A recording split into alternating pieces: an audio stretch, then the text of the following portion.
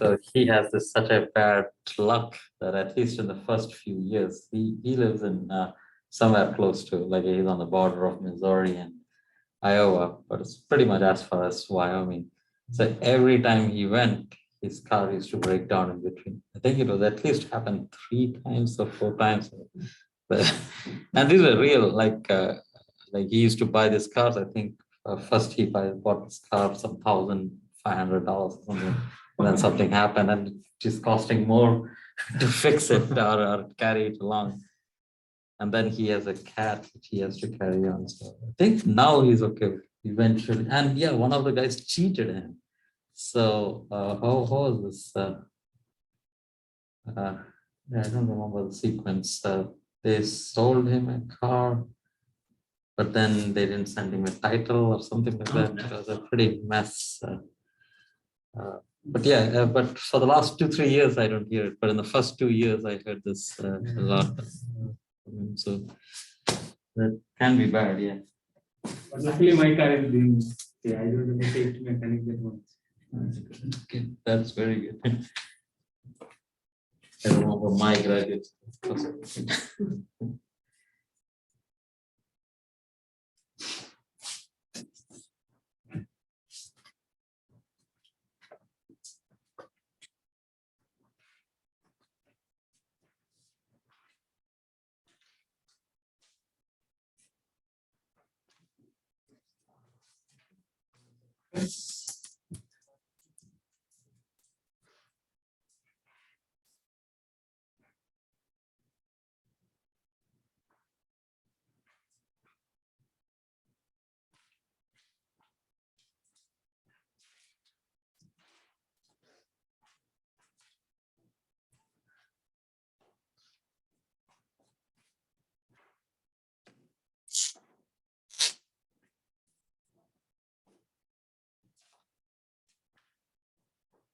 So we have a homework 5.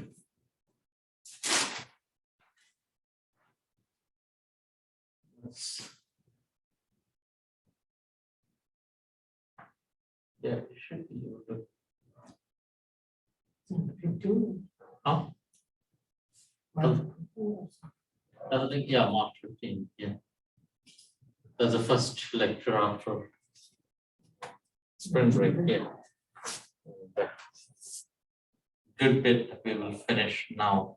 The last part you might have to do, but I put in all the steps you haven't done it and I'm confused. I'll come back and finish it. So it should be okay. Make it easy.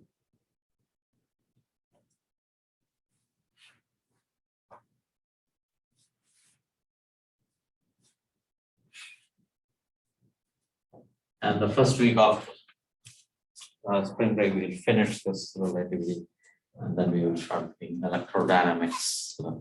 Once we have relativity, then we can really do radiation and all in very nice context. We'll first do the Green's function for the moving charge and then proceed from there. Okay, so we were actually, we started relativistic kinematics. I should change that. Relativistic kinematics.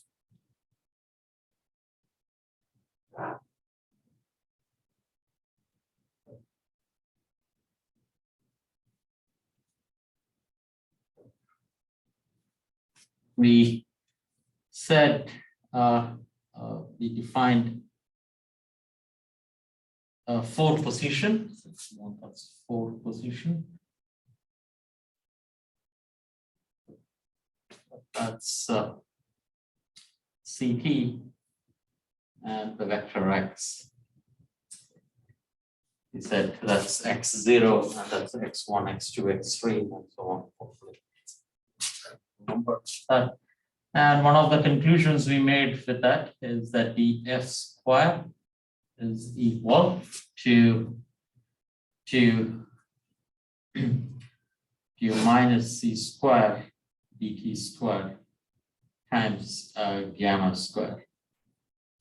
Gamma is equal to 1 over 1 minus beta squared, and beta itself is V over C, so the vector. And actually this is a minus.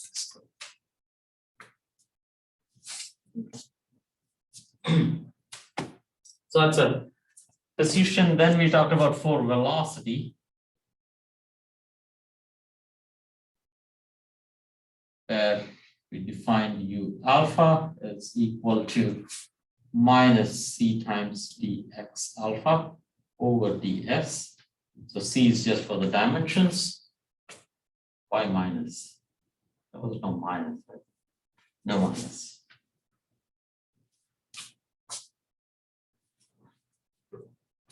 C times dx alpha over ds, which we showed that this was simply C and the velocity, C times gamma, and the velocity V times gamma. Remember, the idea is that once you realize that position and time are components of a 4 vector, then they transform in a certain way, in such a way that this length remains the same. So every time you see any physical quantity, always the idea is what is its 4th component? Like what are its pieces that together will stay the same? So here, what remains the same is U alpha, the invariant quantity is U alpha, so C times minus C, so this is equal to minus C squared. So velocity does not remain the same, which we know. It's the point correct addition. Speed of light with the gamma factor does not remain the same, but together they conspire to give you this. Yes. And then from that point on, we define for momentum. So for momentum is equal to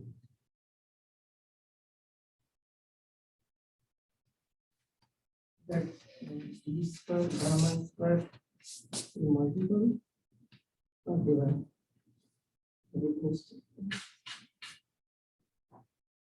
D square equals. oh yeah, it is gamma. Oh, good. You're saying this is 1 minus beta square, right? Yeah, so this is 1 over gamma square. You're saying, right? Good. So basically, the point is that ds is equal to C dt over gamma. Thank you.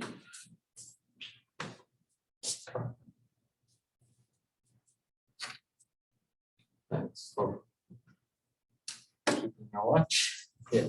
So, okay, for momentum, we said was P alpha, which is, we said M times U alpha.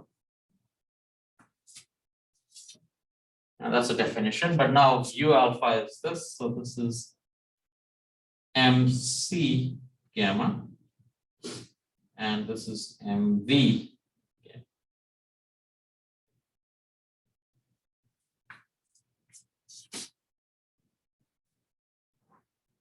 Now the interesting part is, so this is where you define now.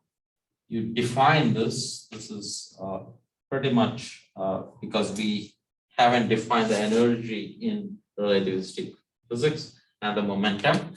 So we define this to be E over C for dimensional reason, the C there, and this is the momentum.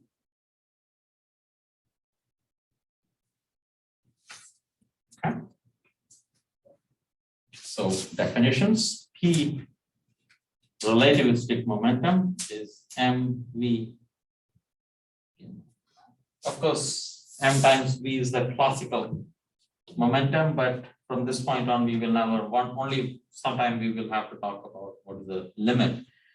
And for small v, gamma is 1. In that case, it is there. But from this point on, momentum is always going to be. And energy is equal to mc square. Again.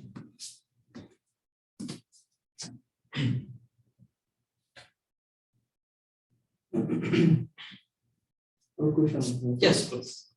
You are not using vector in case of C anywhere. So is there a convention or you are just not using? When I say C here, that's the magnitude of the speed of light. So if C is actually going in some direction, it has a direction, of course. And it's just, you would say K, right? So typically, how do you write momentum? So, yeah, so I think easiest way to put this is the speed of light of B is equal to C times some K hat. Like where electric and magnetic field has this direction to that, right? This is a wave vector. That's what I mean. So there is a direction associated with it, but C by definition is the speed itself, not the direction. Without the direction, that remains the same. So MC gamma is scalar, but MC, yeah, this is scalar, right? Energy scalar. This is a vector, right? This is a scalar, that's a vector.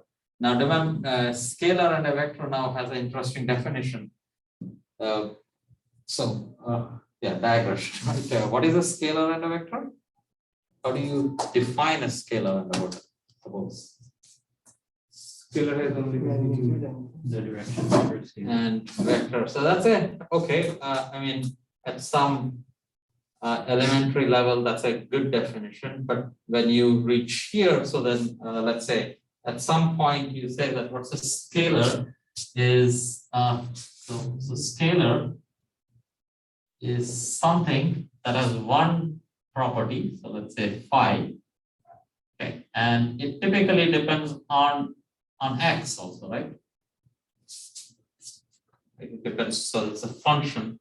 And now you say that if it's a scalar, let's say temperature in this room and everywhere, that's a scalar. Now what you're saying is that if you make a rotation, so by rotation of X, you get X prime. And this is a matrix. That's clear? And the scalar by definition is that you have phi at X, and after you rotate it, it's a new function now. So this is, let's say R prime, right? So this is X prime. But this itself can change.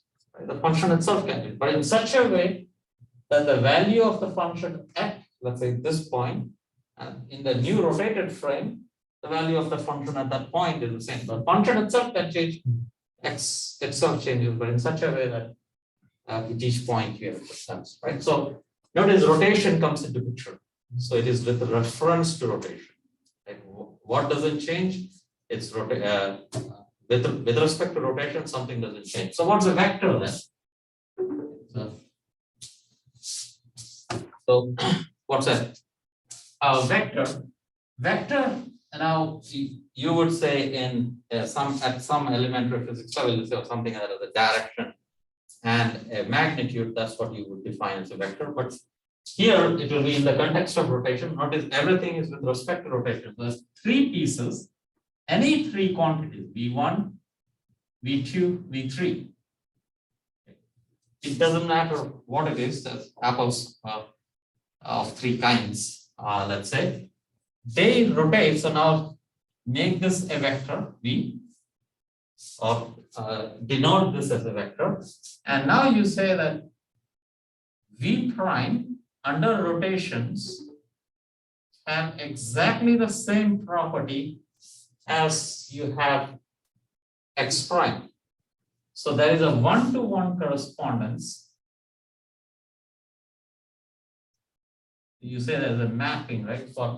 But start with X, associate a mapping to that. You make a small rotation angle theta, you get a position, there should be a velocity associated with that, right?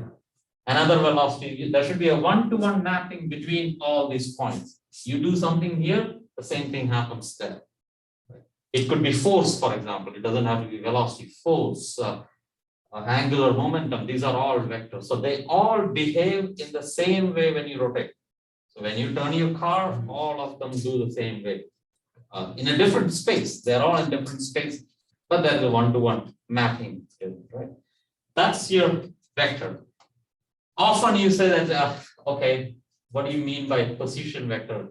Position vector, instead of position vector, you start with gradient. That's a convenient vector, because often what happens when you're doing electrodynamics or general relativity, you're working with fields. The coordinate itself is less important. Then you talk about gradient, that's the association. So anything that transforms like a gradient will be a vector under rotations, though. Okay. Then comes tensor. Right. So then there are 9 pieces, and they have to transform like a double gradient. Right. So that's a tensor. So 9 pieces under rotations again. Okay. Is that clear till now? Everything with respect to rotation. Yes. Is still a one-to-one mapping? Yeah, there's still a one-to-one mapping between, but now you map it with what? Here it was a V. So let's say this was gradient. Okay. So you start with scalar, nothing happens. Anything that behaves like a gradient, that anything you can map one-to-one with a gradient, that's a vector. Anything you can map one-to-one with double gradient is a tensor. Triple gradient is a third rank tensor, and so on. This is just as a reference I have chosen, right? Because velocity, what is velocity? Right? Velocity will always, it's not like it exists only at one point, right? You want something that's there in the whole space, right? So gradient works out as a good choice. Okay? Gradient, double gradient, and so on. Now, all this is with rotation. This plays a central role, right? Under rotations, what's a scalar? So whenever you ask a scalar, we don't tell this, but we mean scalar under rotations, vector under rotations, tensor under rotations. Okay. Now we have a new transformation, Lorentz transformation. Correct? So we can talk about again Lorentz transformation. That is a scalar. Right? By that we mean phi of x alpha, which means x and t, is equal to phi prime of L of x alpha. Right? The length, the 4-dimensional length remains the same. And what is the rotation under which you make a Lorentz transformation? The value doesn't change. ds, for example, this doesn't change, right? So this is a Lorentz scalar. This is a vector under rotations. This is a vector under Lorentz transformations. Like this is when we say 4 vector, it's a vector under Lorentz transformation. This is a vector under rotation. This is a scalar under rotations. Vector under Lorentz transformation. Right? And then there is a Lorentz scalar, you can say Lorentz vector, you can say Lorentz tensor. And you can do the same. And you can do this for any transformation. But often in colloquial language, when we in a classroom, most of the time we are having scalar, it's under rotations. Unless you've done advanced physics and then you're always working in relativistic physics, then scalar always means this. Unless you mention it scalar by default, it is that. So that's a good thing to know. So I pointed out because you said energy is a scalar. Yes, energy is a scalar under rotations. It's not a scalar under Lorentz transformation. It changes. Energy changes, correct? Energy in one frame is not the same as energy in another frame. So it's not a scalar. But in Lorentz, in scalar, rotations it is. It's easy, scalar. And this is a vector under rotations, but only a component in Lorentz transformation. Okay, so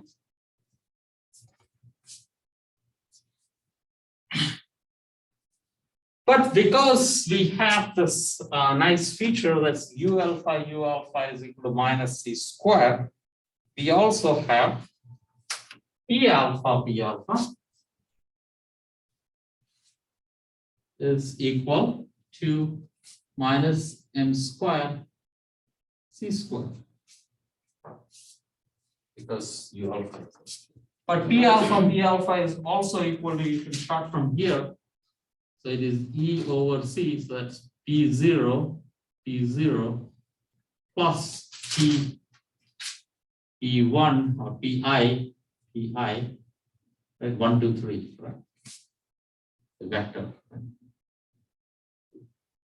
Is equal to minus M squared C squared. Is that clear? So P0 is E over C. P subscript 0 is minus E over C plus P dotted with P. Maybe write it like this. It's a P I. Yes, that's P dotted with P.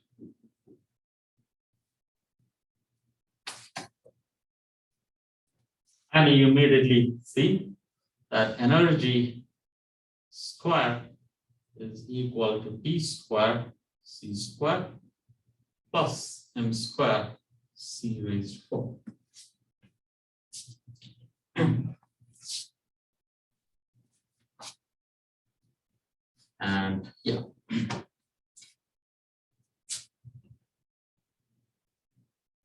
So classically, remember what happens. So if V was equal to 0, right? If a particle is at rest, you usually do not associate. And this is a free particle. Notice we haven't talked about any force. This is kinematics, right?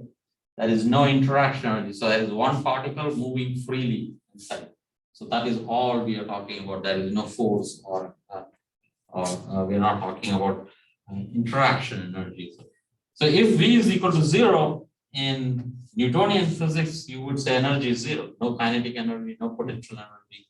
It's 0. But in this case, you have E is equal to mc squared. So this is rest.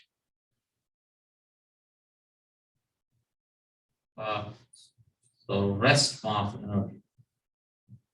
The energy due to rest mass. Just because you have a mass, that is an energy associated with it.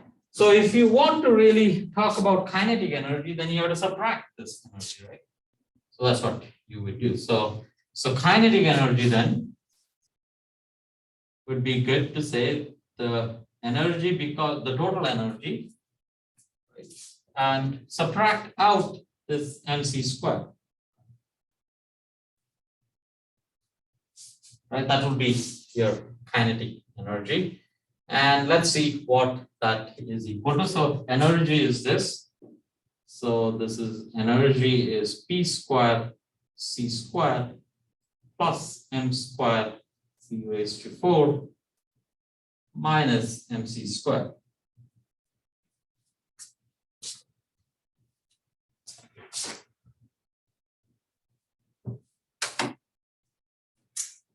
We want to interpret in terms of velocity. Let's substitute all these velocities in there. So that's equal to m squared v squared, and then there is c squared. There is gamma also there, right? So this is 1 minus v squared c squared plus m squared c raised to 4 minus mc squared. Correct?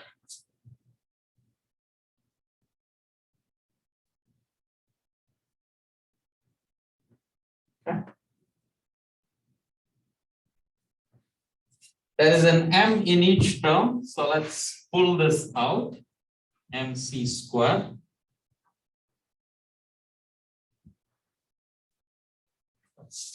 and let's write this as, so mc square has been put out, so that's m square c raised to 4 has been pulled out. So that's the same as 1, oh sorry, beta squared.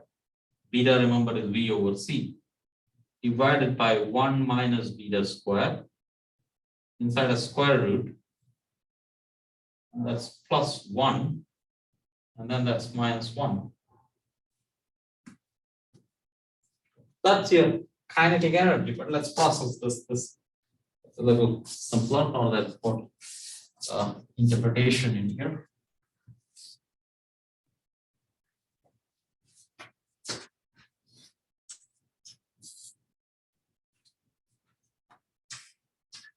Okay, any questions? Okay. So,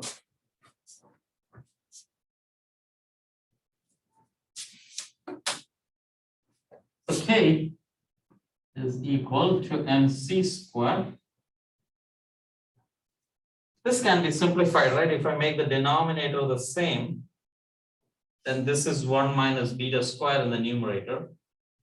Minus beta square and plus beta square cancel out. And then there is only 1 over 1 minus beta square, but that's gamma squared. So that's gamma, right? So let me write that as, so basically it's just gamma minus 1. Right? Which is not surprising. Remember, this was mc square, gamma is energy, right? Somewhere I wrote mc square, gamma is energy, right? That's energy minus mc square. Of course, that's what we're talking about. Energy minus rest mass is your kinetic.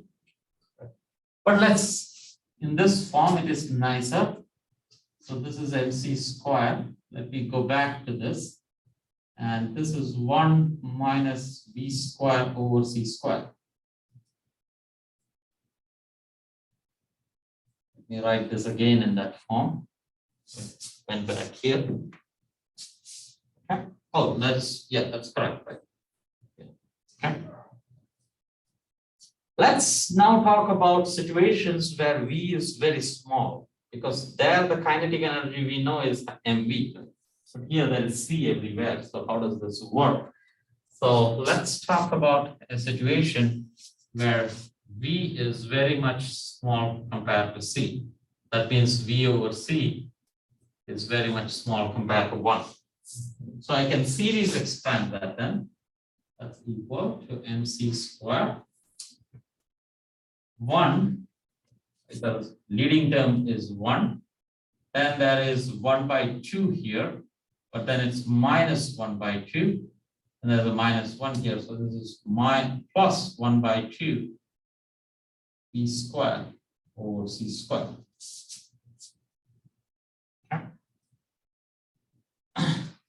And there are higher order terms, plus higher order terms. And there is a minus 1. So let me put it like this.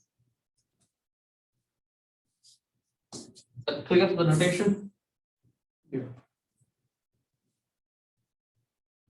Notice very nicely, this 1 cancels out. Let me write the next term. How about that? It's good to write this next term. Remember, 1 over 1 minus x squared raised to half will be 1 minus half times minus x squared. And then it will be minus half. So it is plus of minus half times minus 3 by 2 divided by 2 factorial, and then minus x squared raised to 2. That's the same as 1 plus 1 by 2 x squared. This is 3 over 8. So plus 3 over 8 x raised to 4. Okay. So this will be 3 over 8 b squared b raised to 4 over c raised to 4.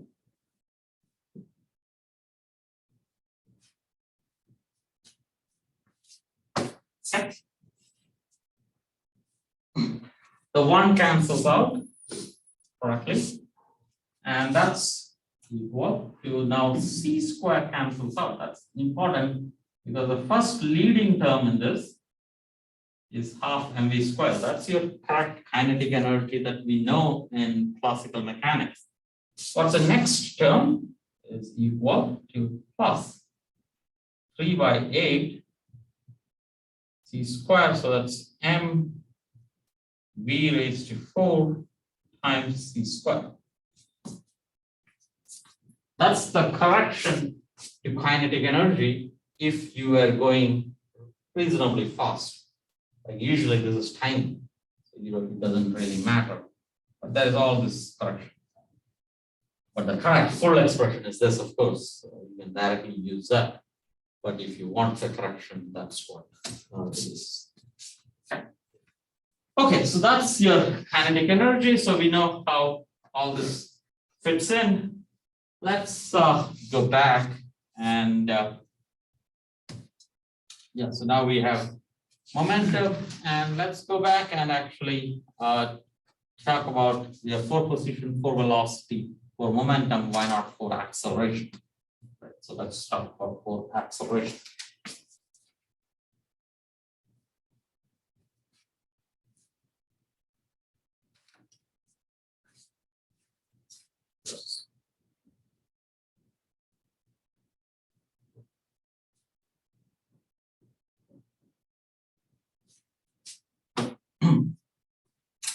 For acceleration will be defined as A alpha. It's like 4 velocity was derivative of 4 position. This will be derivative of 4 velocity, but with respect to proper time. Right? But ds or proper distance actually. ds is length. That's your velocity. Dimensionally, they are not okay. So put in a c there. Okay, that's length over time, and length cancels. So dimensionally speaking, that's okay.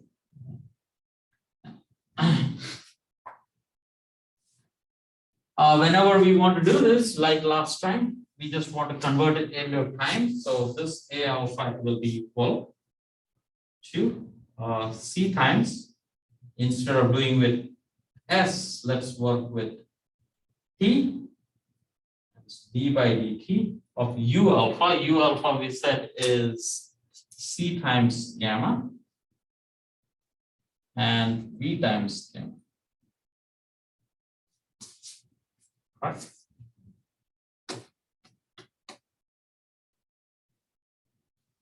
C dt by ds we said was gamma.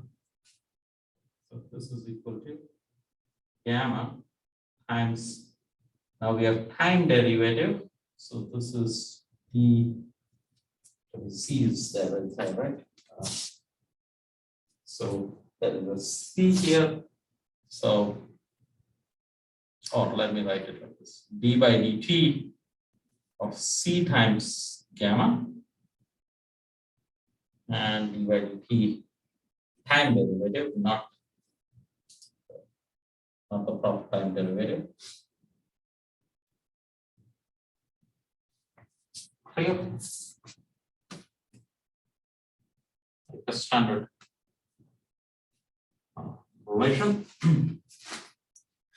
And then we have to actually calculate this gamma. Like at this point, if I had to proceed, I need to know what is the gamma. So if I need to proceed, I need to have what is the t over the gamma over the t, which will involve acceleration because gamma has velocity in it. I have to take the derivative with velocity, so it will like involve the actual physical acceleration in Newtonian physics that will come across. So that is a little work, but let's go back and maybe use a trick to get this. So this is d gamma in hope of finding d gamma over dt. So let's have a diagram here. Any questions at this stage? Okay. So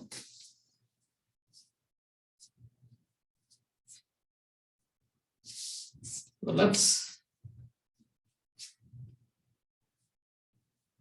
let's go back and no, let's go back. Let's go back and look at here. U alpha is minus c squared. So we'll use a trick now. Is equal to minus c squared. Right. That's a true statement. I can take a derivative with respect to s. U alpha should be equal to the derivative with respect to minus c squared, so that's 0. But that does not depend on that. Agreed?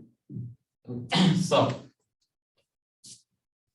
now I can hit on this or this. So this is du alpha over ds times u alpha plus u alpha times du alpha equal to 0. Multiply by a c throughout. There's a c and a c. But that's our acceleration. Right. So this is acceleration multiplied by u alpha plus u alpha multiplied by a alpha is equal to 0.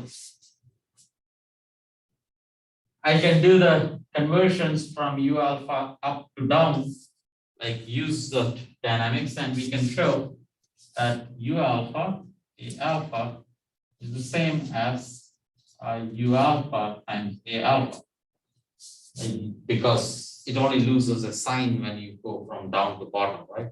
So whatever sign you lose when you bring this down, the same as whatever sign you lose when you take this to up. So that's the same. Okay. If that is the same, so then you have 2 times u alpha times a alpha is equal to 0. That means u alpha times a alpha is equal to 0.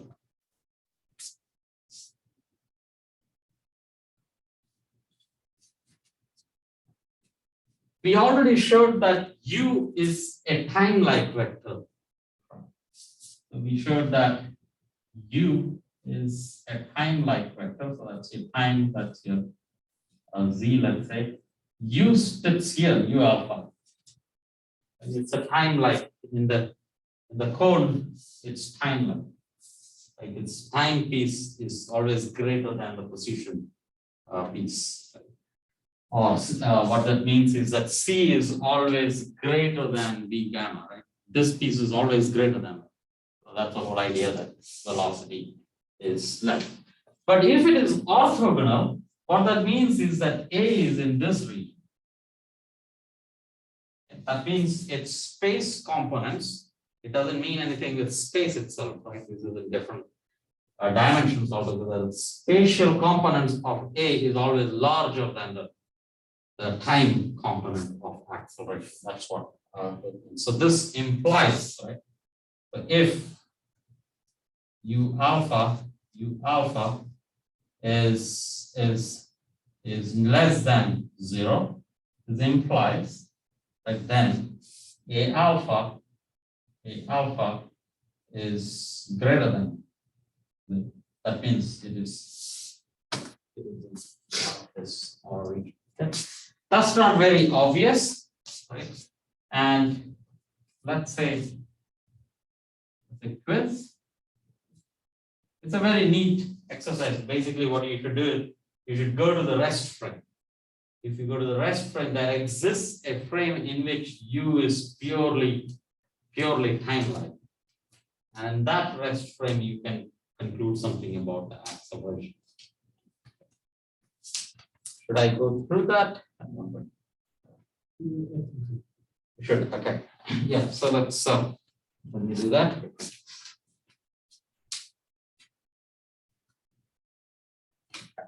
So let's say let's say there is a quantity q. Q is equal to u alpha a alpha. So that's a scalar under Lorentz transformation because it's 1, 1, that's a dot product, right? So that's going to be a scalar. this quantity does not change when you go from one frame to the other frame. So that's the first point, first here, because it's a scalar. Like it's a dot product between two. Dot product means it's a like you have rotations, you have two dot products, but this is a 4 dot product. Okay, so that's a scalar. So it doesn't change from one frame to the other. So I go to a special frame, it doesn't change. So I get any frame and calculate it. So go to a frame in which this is purely timeline. So I can go to the rest frame, right? So go to the rest frame. So that means velocity v is equal to 0. Go to the rest frame of the particle, correct? In the rest frame of the particle, what is u? C, comma, what is gamma in the rest frame? 1, right? So gamma is 1, v is 0. So it is just c, comma 0. Right? So this is equal to, so let me write this as c, comma 0. Right? That's your u alpha. And a alpha is going to be a 0, comma a. I don't know what a is, right? I'm going to leave open the room for what a is. Right? But there exists a frame in which I can go here. So in a special frame, this is the case. Agreed? Is that clear? Because this is a scalar, I don't care which frame I calculate it. If I once calculate it, that's all its value is. So I go to its rest frame, calculate this. Now what is that equal to? This times this times this, right? So that's equal, that's a way of writing, right? Like this is being written in a very informal way. But this times 0, this times a is 0. So this is c times a 0.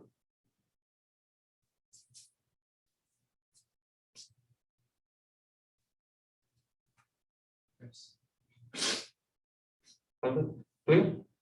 Okay.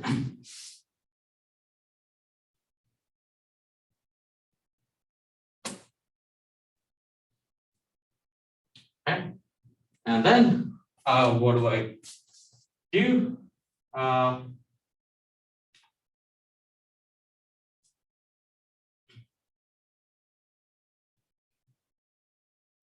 Oh yeah, but we said that u alpha times a alpha is 0, right? So this is equal to 0.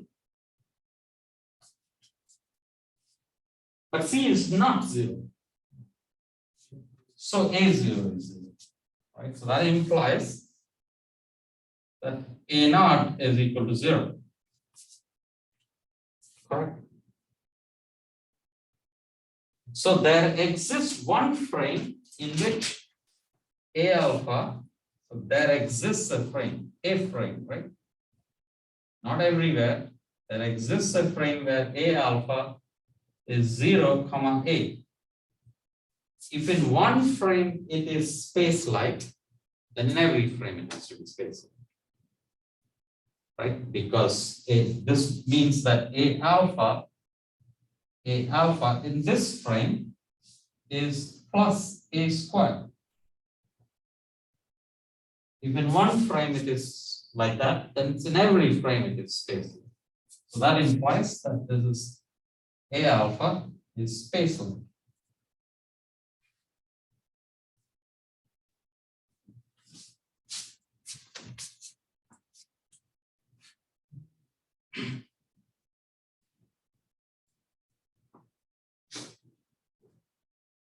Yes.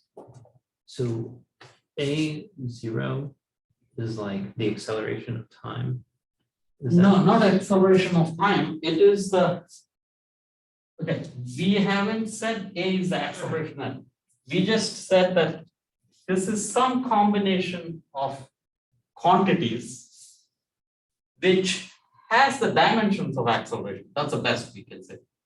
We haven't defined acceleration yet. Right? Like for example, when I said here, this is not the velocity of time, right? You wouldn't say that. Right. This is some physical quantity that acts like the fourth component of velocity, which under Lorentz transformation balances things. Right? This plus this square is conserved, or minus, right? This minus this square is conserved, whichever frame you have. So now I haven't defined anything. My acceleration will remain the same, dv by dt, right? But here we have constructed two quantities who, if I square this and then square this, by subtract the square of this, that will remain the same in all frames. That's all we'll see. Acceleration will still be the same. A will be dv by the usual time, like the frame dependent time. Okay, that will be my acceleration.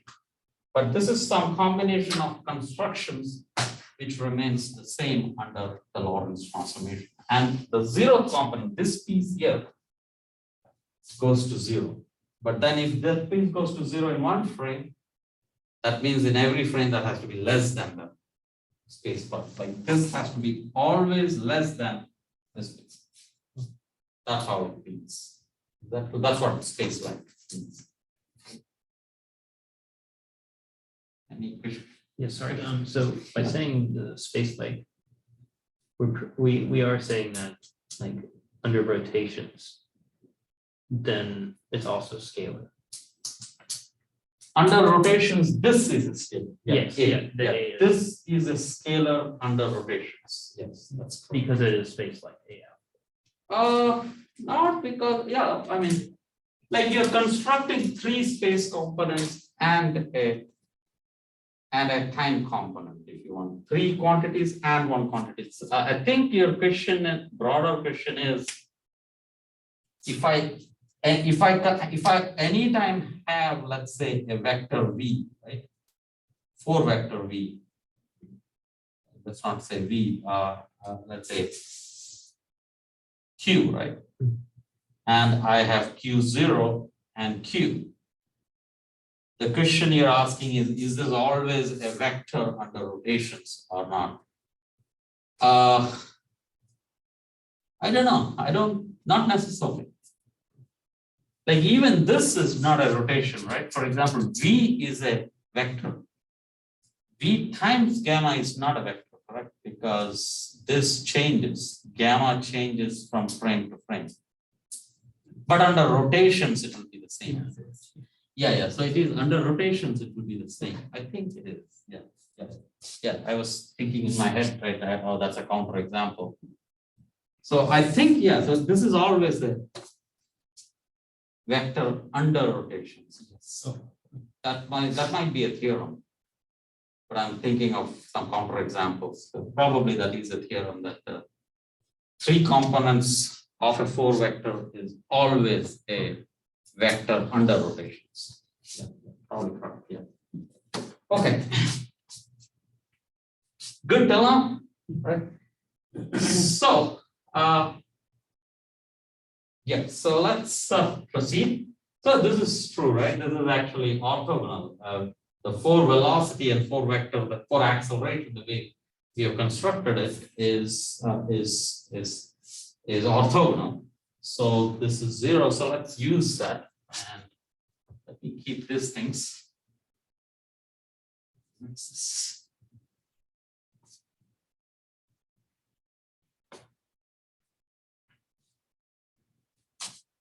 U alpha and alpha is orthogonal. Orthogonal, correct. Under Lorentz transformation. See, orthogonal always we talk in terms of rotations, right? In 3 space they are orthogonal. Here they are orthogonal in the 4 space. Right? So that's the orthogonal. Yes, that's the answer. And since it's orthogonal, we can do all this. And this argument is very powerful. So I was thinking of like I'm debating with myself whether I want to go there or not. It's a digression. So here is an example. So let's say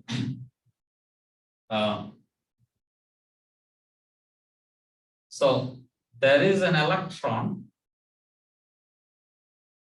Yeah, there's an electron, right? And so that moves with a velocity v, right? And there is a positron that moves with a velocity v in exactly the opposite direction, right? This is like at CERN.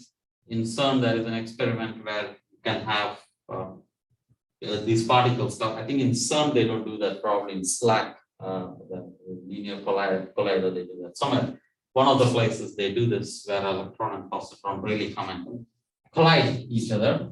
So let's say this is one particular such scenario. That is one, they come together and they come together. These are antiparticles of each other.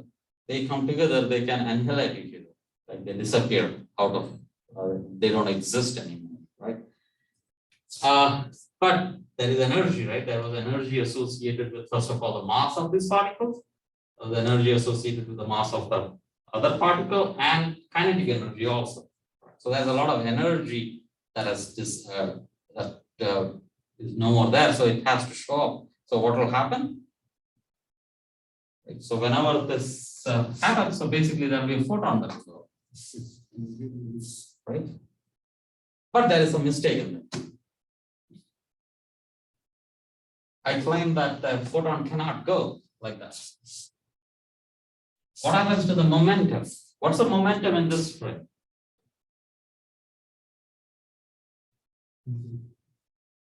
Yeah, energy. M1 V1, yeah. M1 V1 plus M2 V2, these are vectors, they're going in opposite direction, it's zero, right? What's the momentum of the photon? It has to be zero, correct? Momentum is conserved, so the photon has zero momentum. What does that mean? Can photon have zero momentum? Something else will release. Something else has to be released, right? But it turns out there's nothing else you can do with it, right? So good, something. So the point is that this cannot happen, because if one photon comes out, it will have momentum because it's moving with speed of light. There's no choice. It cannot stay at rest. If it was any other particle, it will just stay at rest. Like it will just create and sit there. And that's okay. But since it is zero mass particle, it has to move with speed of light. So this is not allowed. That's what you say. Photon cannot be released. So as you say, something else has to be released. The easiest thing to release is you create another photon. So a particle, antiparticle coming in cannot release one photon because of momentum conservation. It has to have another. What if V1 was greater than V2? Is that possible then?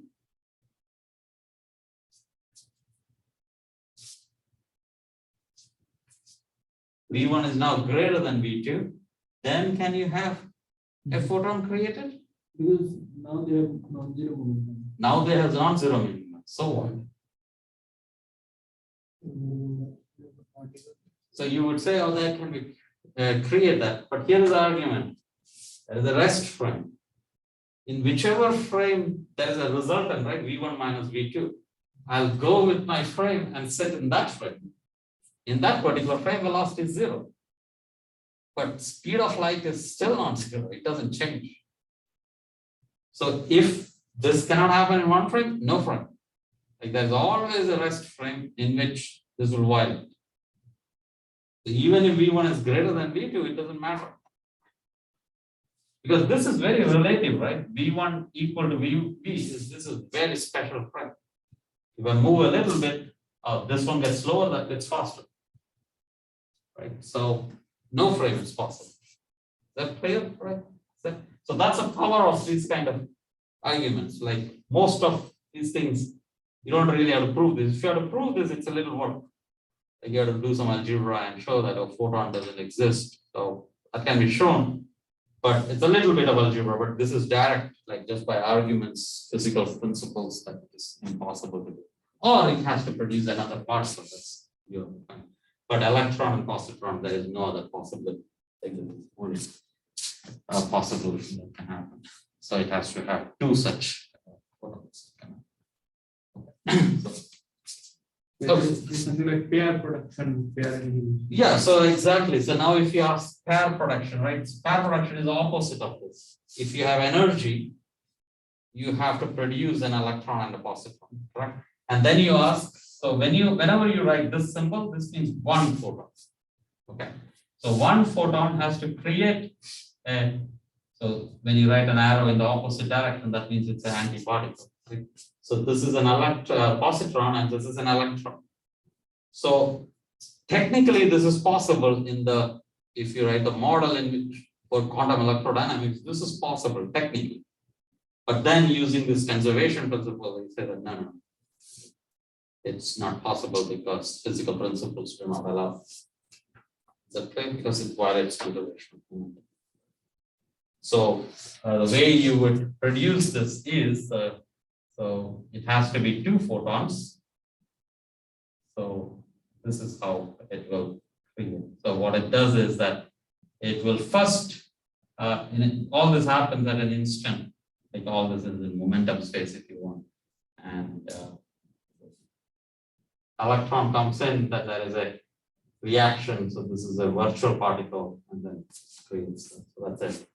These are called Feynman diagrams. But that's just a visualization. So this is basically 2 photons comes in and gives an electron and positron. That's possible. Then the momentum. But So by saying that you can make like mass out of photons. yes, that's correct. So that's what pair production is.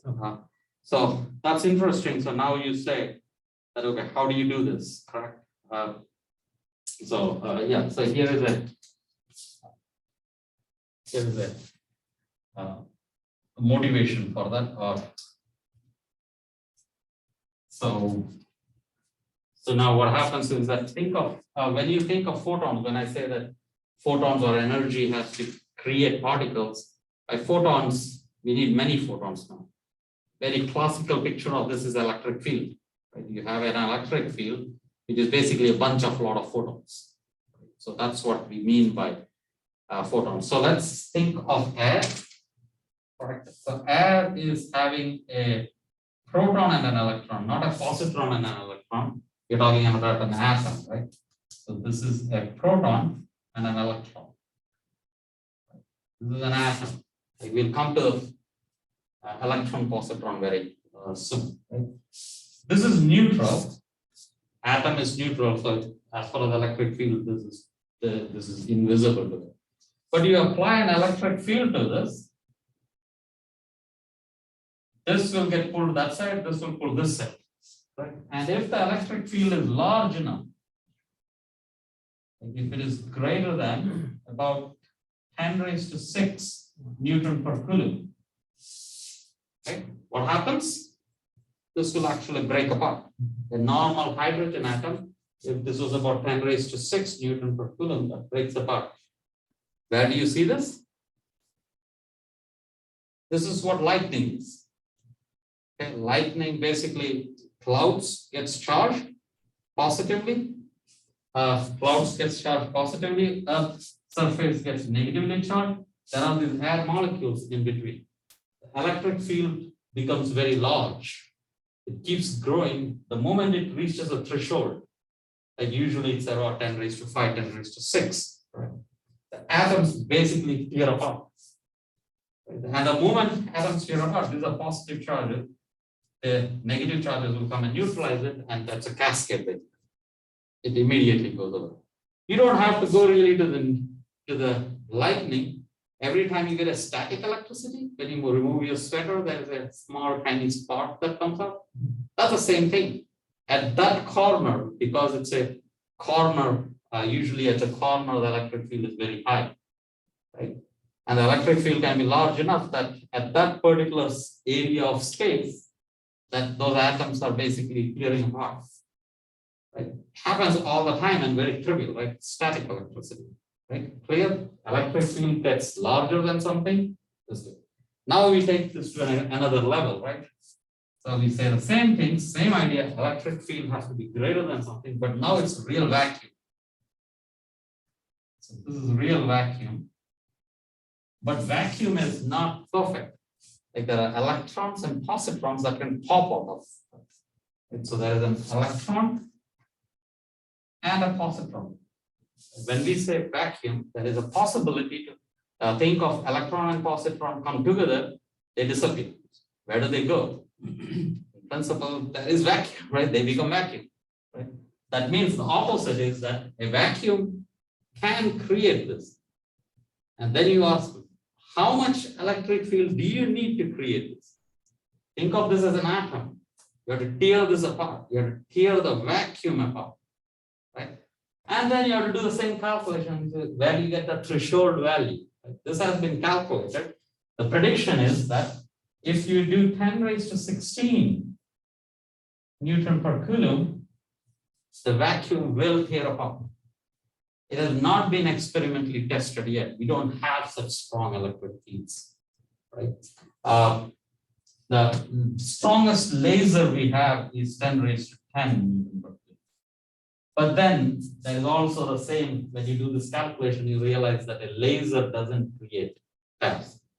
Because of the property of the plane wave, it doesn't create paths. So you need a constant electric field to do that. Magnetic field doesn't create paths, only electric field does. So this calculation requires this one. But then you would say that, oh, that's not experimentally verified, but you can have a very strong electric field using another process. And that is that, think of a nucleus, you have a proton, just one hydrogen nucleus, a proton, and get closer to it. Get closer and closer to that.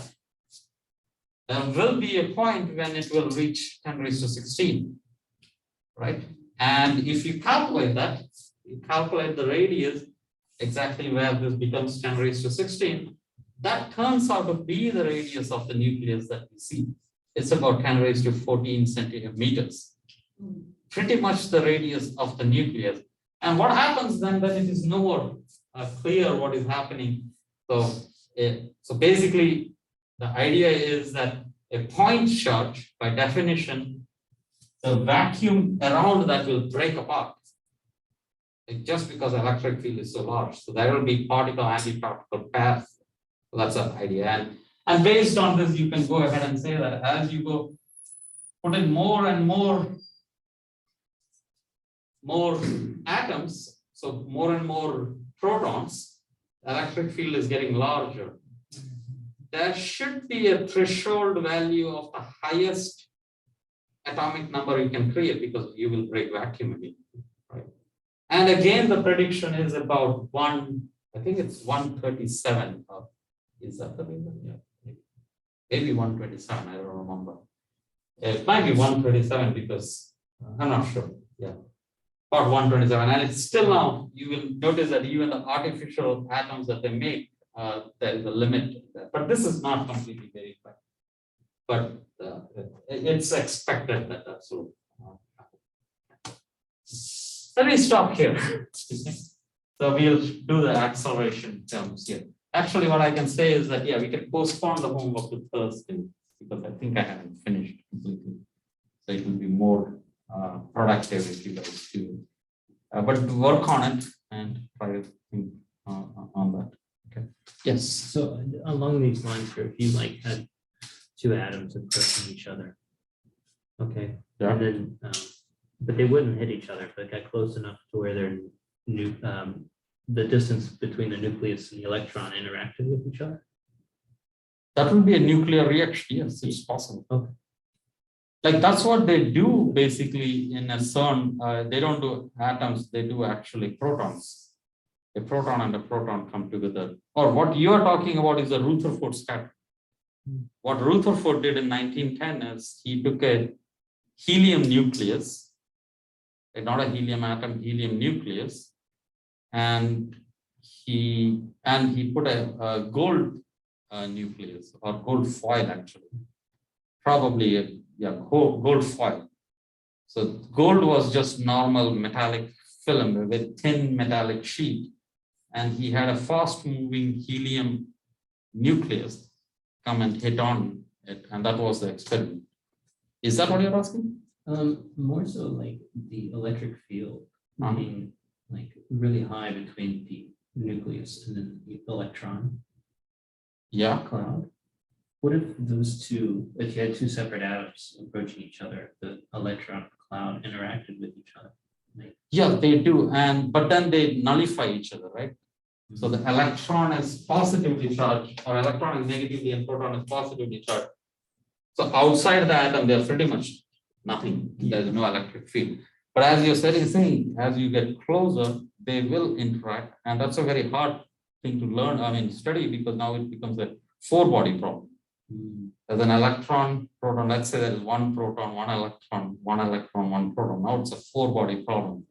This becomes very complicated, and most of the physical properties in condensed matter comes out of this electron-electron interaction. That's called the Hardy-Fock term. And that has a lot of, like, many physical properties of a material comes out of that. And we do not know how to exactly do this problem. So it's only done approximately, and we get a lot of results out of that. DFT has something to do. DFT does that, yes, exactly. DFT is able to do a lot of progress on this. Also, I was curious if, like, it is okay with everyone to propose another, like, extra class. Yeah, that would be good, actually, because I'm really, I'm getting behind. Yeah. So is that possible?